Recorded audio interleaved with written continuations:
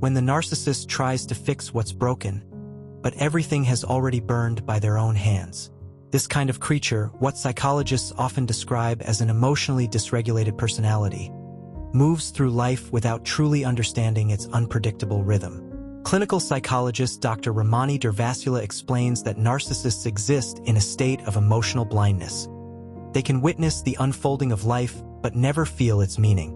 Even the most awakened souls, those with empathy, spiritual awareness, and moral clarity, struggle when life's turbulence strikes, yet they adapt, learn, and evolve. The narcissist, however, does not. Social media might portray them as composed or thriving after discarding you, but this is illusion. Behind that facade lies what many psychologists call the void, an internal emptiness that no achievement, no partner, no pleasure can ever fill. They function at a lower emotional vibration, consumed by cynicism and shadowed pessimism. You, by contrast, are an empath, the type of person psychologists describe as emotionally expansive. You turn chaos into poetry, pain into wisdom, and darkness into growth. Clinical researchers note that empaths possess a heightened prefrontal cortex response during emotional regulation, allowing them to find meaning even in suffering. Narcissists lack that neurological grace. Their brain wiring, particularly in regions linked to empathy and moral reasoning, shows reduced activity. That is why they depend on others to construct the illusion of their identity. They cannot trust in divine timing or surrender to the flow of the universe, because that requires vulnerability, the very thing they fear most. Psychologists often describe this inability to trust as spiritual rigidity. Narcissists cannot perceive that struggle is life's sculptor. They resist pain instead of transforming through it. They do not believe in karmic balance, nor do they trust that time heals. Without faith in the process, they cling to others who can momentarily stabilize their emotional chaos. In therapy, this pattern is known as external regulation. They outsource their inner peace. You become their emotional painkiller, their quick antidote to existential dread. But as every psychologist warns, such relief is fleeting because it is not self-generated. Soon enough, the narc's gratitude decays. Their appreciation evaporates as predictably as it arrived. They revert to what trauma experts call their narcissistic baseline, a mental state of dissatisfaction, paranoia, and self-loathing. That is why the healthiest choice you can make, as many trauma recovery specialists emphasize, is to disengage completely. No debates, no emotional closure, just detachment. This boundary is not cruelty, it is self-preservation. Each time you affirm that you will never let them back in, you are reinforcing new neural pathways that prioritize your safety and autonomy over emotional addiction. In the aftermath of your absence, the narcissist enters what psychologists label narcissistic collapse. The emotions of confusion, rage, and self-pity swirl within them like a storm. They want to rebuild the bridge they burned, but they lack the emotional intelligence to do so.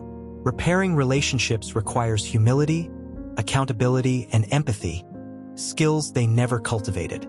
As Dr. Kristen Milstead explains, their communication is transactional, not transformational. Even if they wanted to apologize, the words would be hollow, because the motivation would not be remorse but self-restoration. This is why survivors often ask, why haven't they come back? The answer is chilling yet clear. Silence is their weapon. The silent treatment, as psychologists note, is a classic form of coercive control.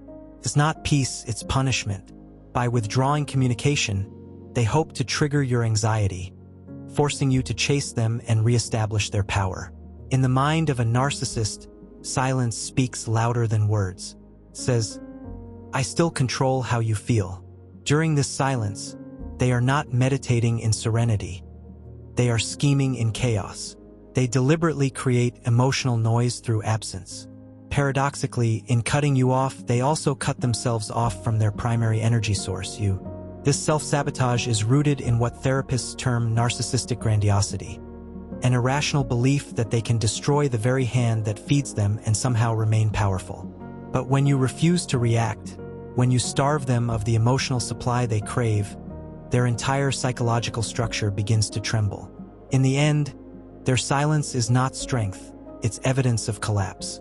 They gambled your love against their own ego and lost. They risked everything on the assumption that you would always return to soothe their emptiness. But recovery begins the moment you no longer respond. According to trauma psychologists, that silence you hold, your silence, is the loudest declaration of freedom. It's the sound of healing, the moment when the empath finally transcends the darkness that once tried to consume their light. They overplayed their hand.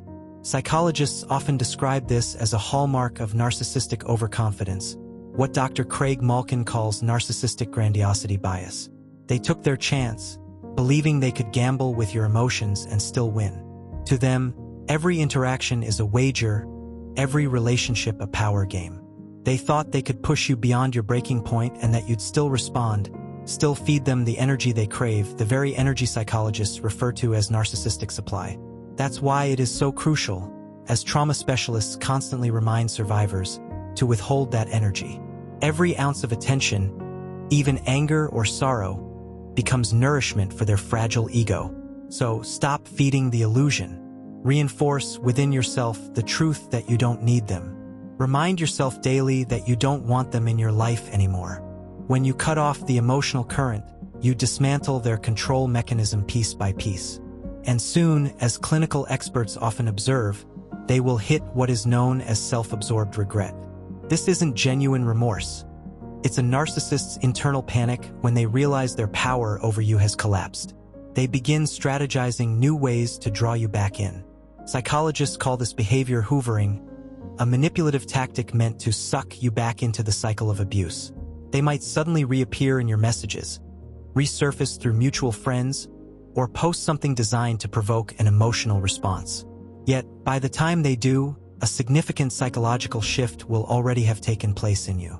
You'll feel detached, almost immune to their charm. What once hooked you will now feel hollow, because as many therapists emphasize, their return is never an act of love. It's an act of baiting. They lack the communication skills, emotional transparency, and accountability required to rebuild trust. The bridge they burned wasn't just damaged, it was incinerated beyond repair. Psychologists also point out how society often fuels a dangerous illusion, that narcissists move on and live happily ever after with their next partner or new supply. But this is propaganda born of trauma. What you see on social media, the smiling selfies, the lavish lifestyle, the seemingly perfect romance, is a psychological mirage. As Dr. Ramani Durvasula explains, narcissists perform happiness. They don't feel it. They jump from one connection to the next, not to find love but to avoid the void. Their new relationships are not grounded in intimacy but in image management.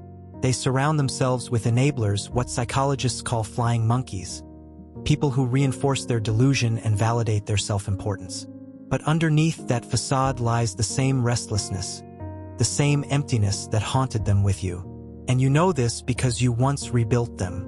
Many survivors in therapy share a common story.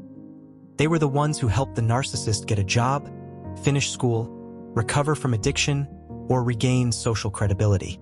You gave them meaning, structure, and purpose. As psychologists explain, this is called co-regulation. You became their emotional anchor, stabilizing their chaotic inner world. But narcissists, lacking gratitude and self-awareness, can't sustain appreciation. Once they've absorbed your light, they discard you in search of something new, believing they can double or nothing their luck. They project the illusion that they can replace you easily, yet what they truly seek is not a person, but a feeling, the fleeting high of validation. When that high fades, they spiral back into their default state of discontent. They are, in psychological terms, emotionally dysregulated beings who cannot sit with emptiness.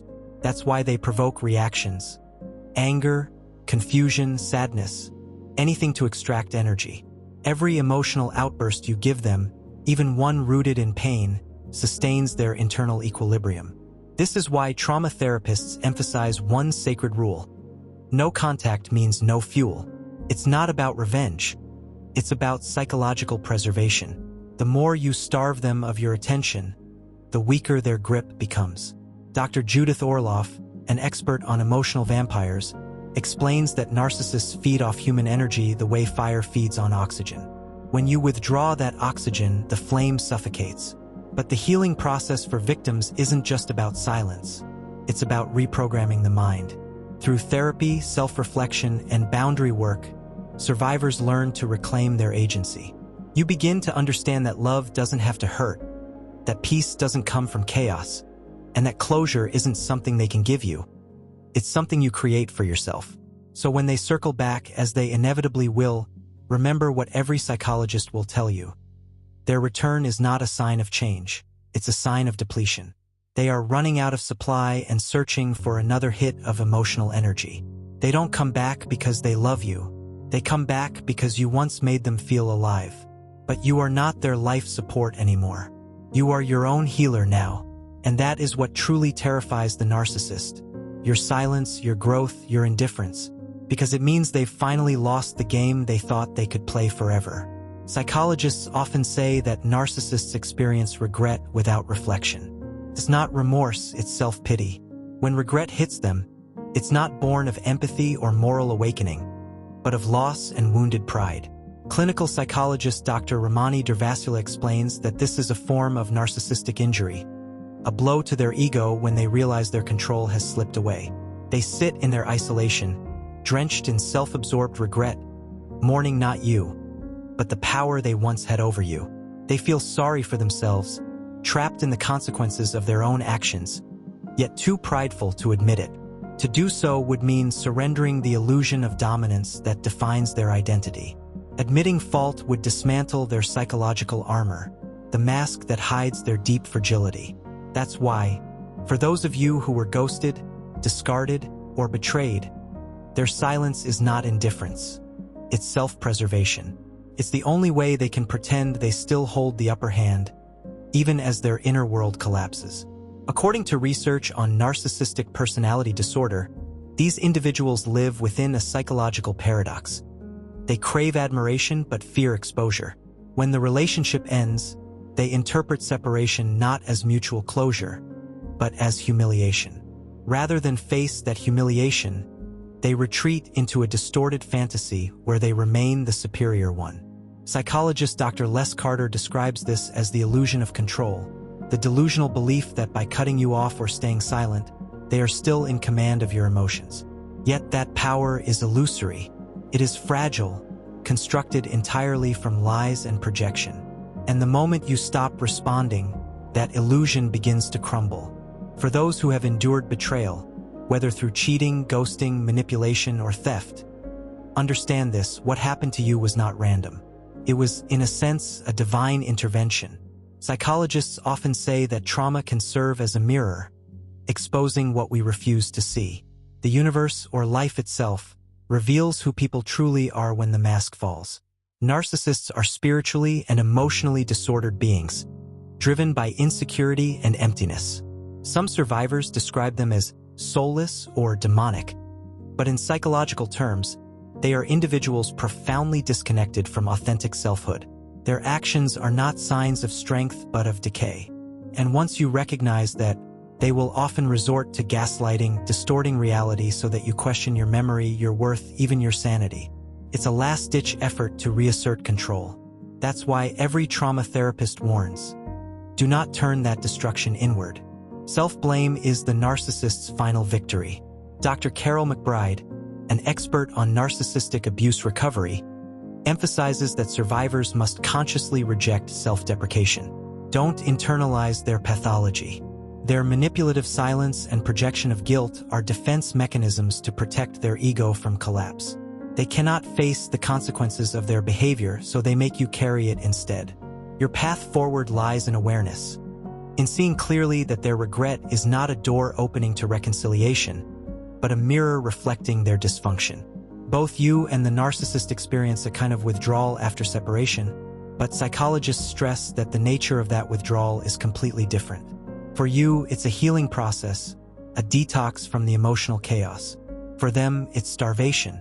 They are addicted to your validation, your empathy, your energy. When you're gone, they go through withdrawal symptoms similar to substance deprivation: irritability, emptiness, rage. But unlike you, they don't use that pain for growth. Their regret is circular. It feeds their self-pity and reinforces their delusions. Meanwhile, your pain, when faced with courage and guided by self-reflection, becomes the seed of transformation. Recovery, as psychologists describe it, begins with self-awareness, the process of reclaiming your identity after it's been distorted by manipulation.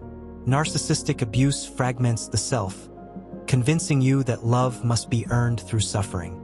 But as trauma specialists note, the journey of healing restores that truth. You were never unworthy.